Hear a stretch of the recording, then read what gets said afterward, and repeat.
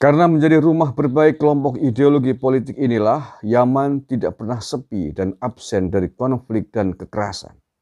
Dan bagi warga penduduk Yaman yang tinggal di tanah air Indonesia, bersyukurlah bahwa antum semua tinggal di negara yang aman, damai. Kita habaib warga negara Indonesia, keturunan Yaman, Hadramut, jangan bikin galau di NKRI.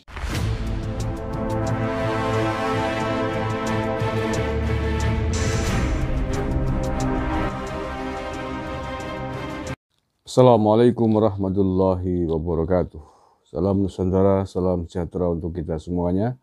Saudara-saudaraku sebangsa dan setanah air dimanapun Anda berada. Mudah-mudahan di bulan suci Ramadan ini kita tetap mendapatkan rahmat, mendapatkan pertolongan, mendapatkan perlindungan dan barokah dari Allah Subhanahu wa Ta'ala, Tuhan semesta alam.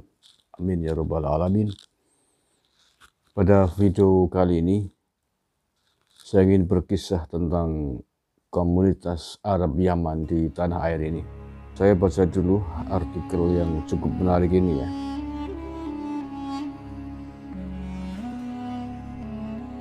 Tulis di situs dw.com.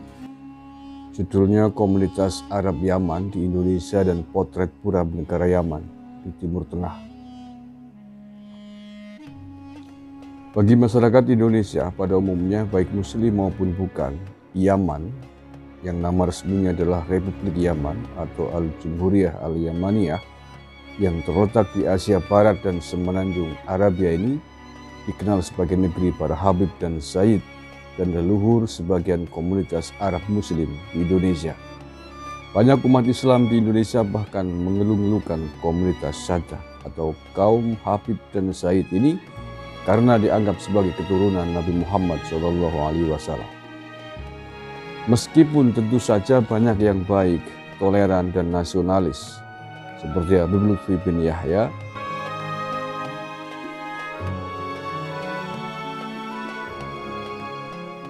sebagian dari mereka sering membuat keonaran di Indonesia dengan menebarkan intoleransi, fitnah, kedengkian, permusuhan, dan kekerasan dengan sesama umat manusia seperti yang dilakukan oleh Rizik Syihab, Hussein Al-Habsyi, Zain Al-Kaf, dan baru-baru ini anak muda bernama Bahar bin Smith. Di Yaman sendiri, kelompok Sayyid ini sangat minor, terbatas, dan sama sekali tidak memiliki pengaruh politik dan ekonomi di negaranya. Pamor keagamaan mereka cuma terbatas di beberapa tempat. Sebagian besar terkonsentrasi di kota Tarim, Hadramaut, Yaman Selatan yang dikenal sebagai kota Sadah. Di Tarim ini ada para mahasiswa dan santri Indonesia yang belajar tentang aneka ragam studi Islam, khususnya di Al-Kaf University, Rubat Tarim, Darus Zahro, dan Darul Mustafa. Karena sudah eksis sejak abad-abad silam, maka populasi warga Arab Yaman, khususnya Hadramaut, di Indonesia memang jumlahnya lumayan banyak dan tersebar di berbagai kawasan. Aceh, Palembang, Jakarta, Bogor, Cirebon, Tegal, Pekalongan, Semarang, Solo, Surabaya, Lombok, Pontianak, Banjarmasin, Ambon, dan masih banyak lagi. Meskipun komunitas ini sudah cukup lama datang di kawasan yang kemudian bernama Indonesia, tetapi migrasi mereka dari Yaman ke kepulauan ini baru terjadi secara intensif pada abad ke-19. Ketika ditemukan teknologi mesin uap sehingga memudahkan arus migrasi orang-orang Arab ke Nusantara. Ada banyak faktor yang menyebabkan mereka dulu berkelana ke Nusantara. Antara lain karena faktor kekeringan, kemiskinan, kelaparan, minimnya lapangan kerja, konflik dan peperangan, dan lain sebagainya. Hingga kini, Yaman masih dilanda kekerasan dan kelaparan yang membuat negara ini buram, bangkrut, dan berantakan sehingga masuk menjadi salah satu negara termiskin dan terbangkrut di dunia. Seperti dijelaskan di atas, di antara orang-orang Arab Yaman yang melancong ke Nusantara, ada yang mengklaim dari kelompok Sadah, Ashraf atau Habaib, yaitu kelompok yang mengaku sebagai keturunan Nabi Muhammad, khususnya dari jalur Ali bin Alwi, sehingga sering disebut Ba'alawi, yang merupakan keturunan langsung dari Ahmad bin Isa al-Muhajir yang konon keturunan ke-10 Nabi Muhammad. Dalam kurung sengaja saya pakai tanda kutip karena saya tidak sependapat kalau mereka adalah keturunan Nabi. Saya lebih suka menyebut mereka sebagai keturunan Ali bin Abi Thalib. Tetapi ada pula yang dari komunitas non-Saddah, yaitu kelompok Irsyadi atau golongan menengah dan Qabail kelas rendahan. Dalam sejarahnya di Yaman, komunitas Irsyadi ini sering terlibat konflik dengan kelompok Saddah karena rebutan otoritas keislaman, konflik atas klaim sebagai keturunan Nabi, serta perbedaan tafsir atas pemahaman keagamaan. Seperti layaknya negara-negara lain di dunia ini, Yaman juga negara majemuk dengan berbagai ragam kelompok etnis, agama, suku, dan faksi politik dan ideologi. Yaman yang berbatasan dengan Oman dan Arab Saudi ini bukan hanya dihuni oleh kaum Saddah, bahkan bukan hanya kaum Muslim, kaum Yahudi Yaman atau Al-Yahudil Yaman juga eksis di mana kaum perempuannya juga mengenakan cadar atau burqa atau niqab sebagaimana layaknya perempuan muslimah salafi wahabi. Yaman, khususnya Yaman Utara, juga ramah bagi berbagai faksi militan radikal Islamis teroris dari berbagai kelompok, aliran, dan mazhab keislaman. Disinilah jumlah pentolan salafi termasuk pemimpin almarhum Laskar Jihad, Ja'far Umar Thalib, beserta anak-anaknya dididiknya. Dikader dan digembleng spirit jihadisme oleh beberapa ulama militan seperti Syekh Muqbil bin Hadi Al-Wadi, Syekh Yahya Al-Hajuri, atau Syekh Abdurrahman Al-Adidi. Selanjutnya, Yaman juga dalam sejarahnya menjadi salah satu basis kaum kiri terbesar di Timur Tengah, baik mereka yang berideologi politik dan berhaluan komunis, sosialis maupun Marxis-Leninis. Bahkan Yaman Selatan dulu pernah menjadi negara komunis sebelum era unifikasi pada tahun 1990. Sebelum menjadi Republik Yaman tahun 1990 yang menggabungkan antara selatan dan utara, kawasan Yaman dibagi menjadi dua, yakni Yaman Selatan disebut sebagai Republik Demokrat Rakyat Yaman dan Yaman Utara disebut Republik Arab Yaman. Kelompok kiri pada umumnya bercokol di Yaman Selatan. Karena menjadi rumah berbagai kelompok ideologi politik inilah, Yaman tidak pernah sepi dan absen dari konflik dan kekerasan. Maaf, tadi Habib Syahir bilang, kami habaib. Benar Habib Syahir Habib, betul. Benar.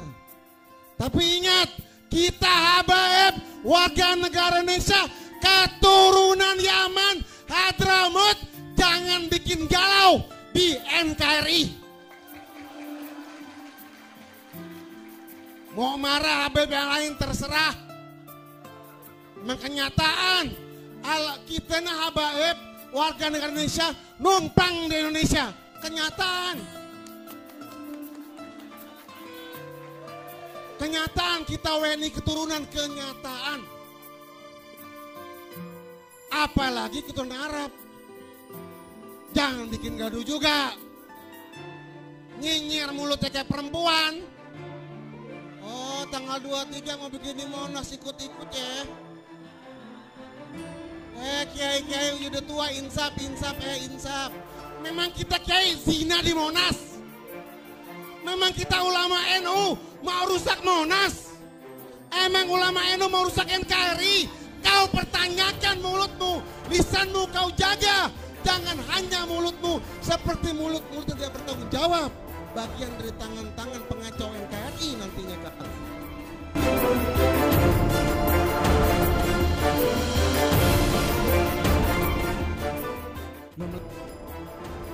Perang sipil berkali-kali meletus di sini yang menyebabkan korban tak terhingga, baik jiwa maupun harta benda.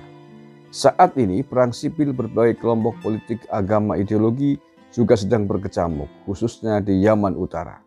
Tak peduli meskipun sama-sama beretnik bersuku Arab, mereka saling berperang satu sama lain.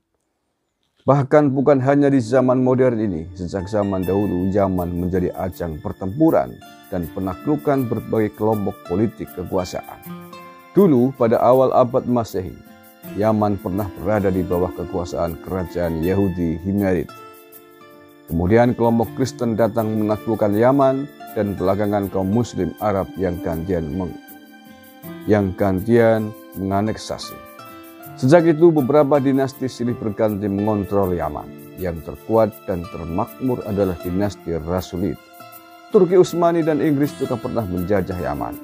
Sebelum Republik Arab Yaman berdiri pada 1962, kerajaan Yaman Mutawakiliyah yang berhaluan Syiah Zaidi berdiri di Yaman Utara pasca Perang Dunia Pertama.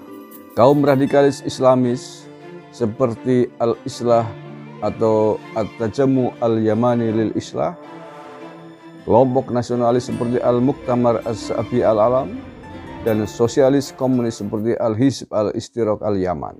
Semua beretnik Arab, saling berkelahi, saling bunuh dan berebut kekuasaan.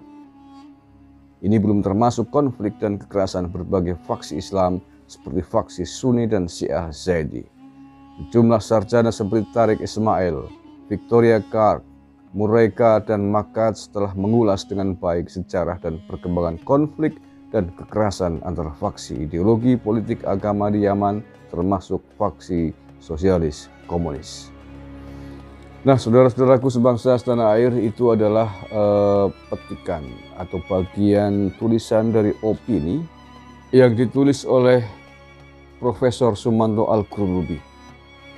Ini diangkat di situs dw.com pada tanggal 15 Desember 2018.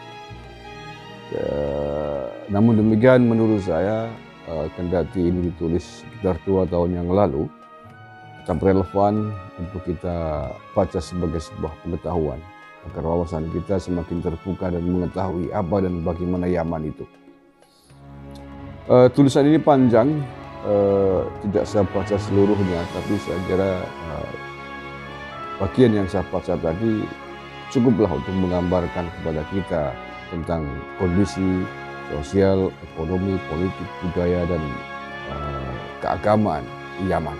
Siapakah Sumanto Al-Qurtubi? Ia adalah anggota Dewan Pendiri Nusantara Kita Foundation dan Presiden Nusantara Institute.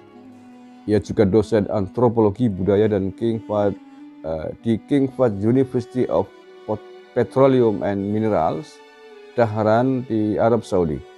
Ia pernah menjadi fellow dan senior scholar di berbagai universitas seperti National University of Singapore, Kyoto University, University of Notre Dame, dan University of Oxford.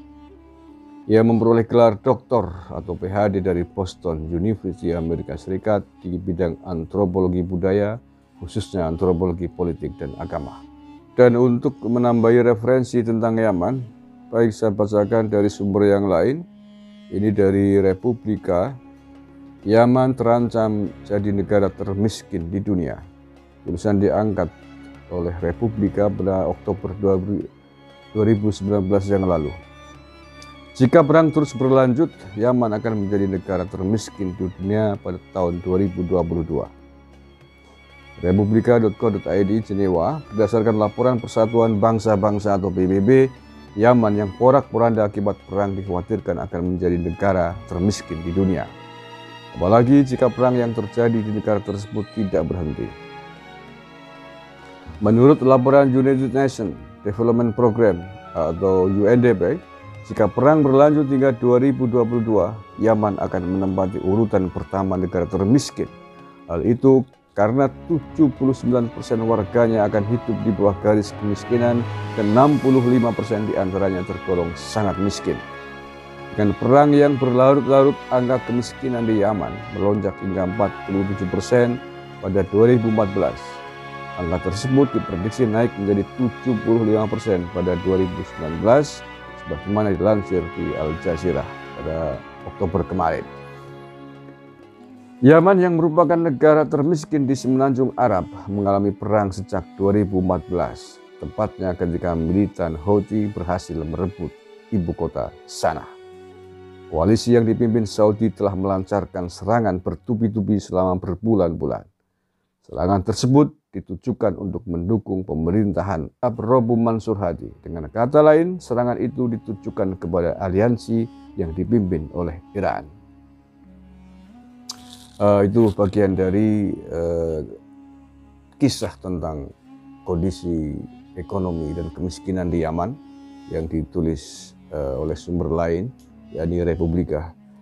Terima kasih telah bersama kami. Mudah-mudahan ini ada hikmahnya bagi kita semuanya dan bagi warga penduduk Yaman yang tinggal di tanah air Indonesia. Bersyukurlah bahwa antum semua tinggal di negara yang aman, damai, makmur, sangat menghargai perbedaan. Oleh karena itu, antum semua berkewajiban untuk ikut menjaga kedamaian di negara merah putih Indonesia ini. Terima kasih. Wallahul muwaffiq ila aqwamit thoriq. Billahi taufiq wal hidayah wa ridwan wal inayah. Assalamualaikum warahmatullahi wabarakatuh. NKRI harga mati.